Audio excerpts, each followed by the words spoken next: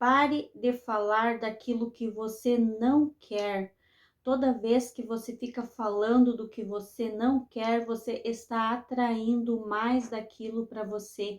Por exemplo, se você está passando por um problema financeiro, quanto mais você falar do problema, mais você falar da escassez, mais do problema você estará atraindo. Se você está passando por um problema de doença, alguma enfermidade, quanto mais você comentar, mais você falar da doença, você estará atraindo mais disso para você, porque as nossas palavras têm poder. Nas nossas palavras, na nossa língua, está o poder da vida e da morte. Está bem claro no livro de Provérbios, em vários capítulos. Eu vou citar alguns versículos aqui para vocês.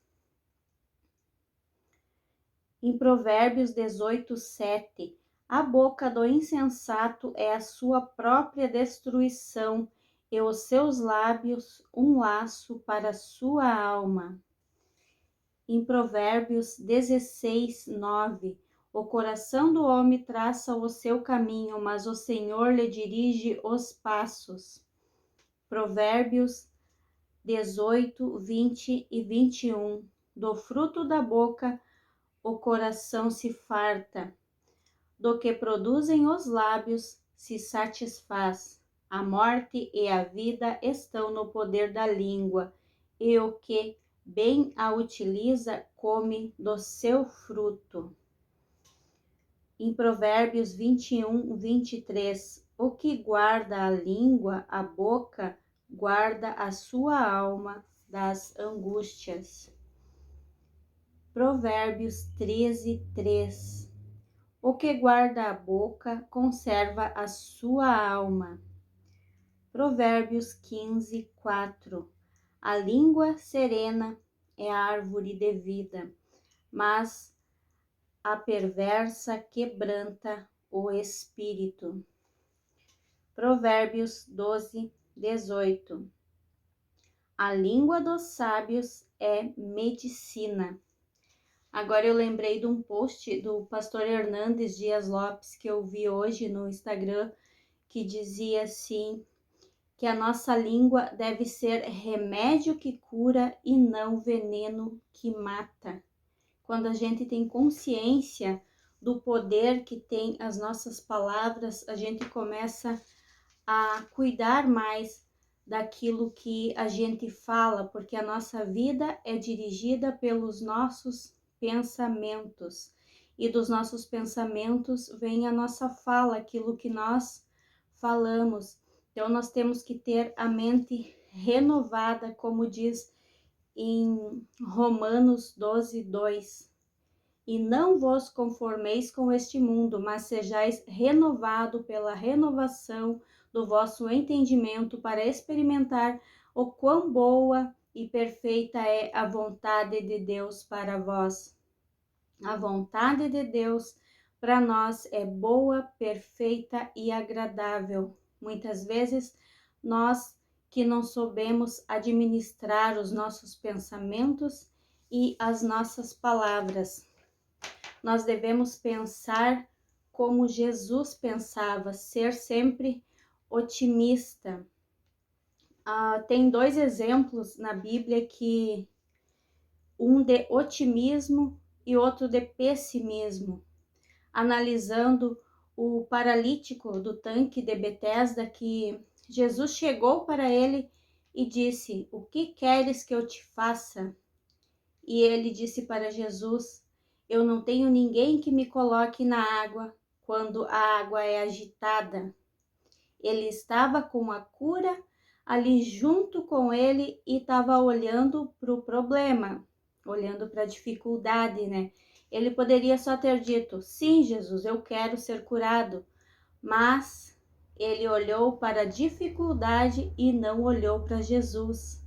Um outro exemplo de otimismo que a gente vê é da mulher do fluxo de sangue, que ela não olhou para a dificuldade, ela não olhou para aquela multidão que ela teria que atravessar para conseguir chegar até Jesus. ela foi e conseguiu, tocou nas vestes de Jesus e foi curada. Então nós devemos ser como essa mulher, não olhar para a dificuldade, não olhar para os gigantes que se levantam na nossa frente, analisando ali o, o milagre do tanque de Betesda ali com o paralítico. Jesus foi até o paralítico e mesmo assim ele olhou para a dificuldade, e a mulher, ela que foi até Jesus, e mesmo assim ela não olhou para os obstáculos, para a dificuldade.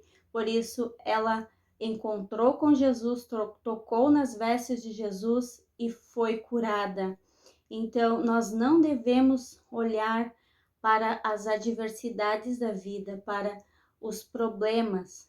Nós devemos olhar somente para Jesus. A palavra diz que nós temos a mente de Cristo. E como que Jesus pensava? Será que Jesus pensava nas coisas ruins? Jesus falava as coisas ruins? Não, Jesus não via problema. Ele só via a solução, aonde todo mundo via o fim, onde o mundo olhava e achava que era o fim, ele olhava e achava e via o começo. Quando a filha de Jairo estava morta, ele disse que a filha de Jairo estava dormindo. Ele podia ter dito: não, ela está morta, mas eu tenho poder para ressuscitar ela. Ou poderia ter dito, para não ser tão dramático, que estava morta, poderia ter dito: ah, ela está desmaiada. Mas não, ele não via problema, ele não via a dificuldade, ele via a solução. Então, a menina morta, ele viu vida. Quando tinha escassez na multiplicação dos pães, quando os discípulos, toda a multidão só via aqueles pães, 5 pães e 2 peixes, ele via a multiplicação. Eu não vi em nenhum lugar na Bíblia que Jesus falou coisas negativas. Ele sempre falava e via o lado positivo das coisas. Então, nós devemos pensar, falar, agir como Jesus agia. Jesus veio ao mundo para nos salvar, mas além disso, para nos ensinar como que nós devemos proceder, como que nós devemos agir aqui neste mundo, porque ele sabia que aqui nós teria aflições. Deus sabia que nós teria aflições, então enviou o seu filho para nos salvar e, além disso, para nos ensinar como que nós devemos proceder aqui para que nós possamos ser vitoriosos. Então, nós devemos mudar os nossos pensamentos, mudar as nossas palavras, falar coisas positivas, pensar coisas positivas, como Jesus pensava, como Jesus falava, para que nós possamos vencer as adversidades, os obstáculos, os gigantes que se levantam. Jesus disse em João 16:33 que era para nós ter bom ânimo, que no mundo nós teria aflição, mas que ele venceu o mundo. Nós, por nós mesmos, nós não conseguimos vencer, mas ele já nos garantiu que ele já venceu por nós.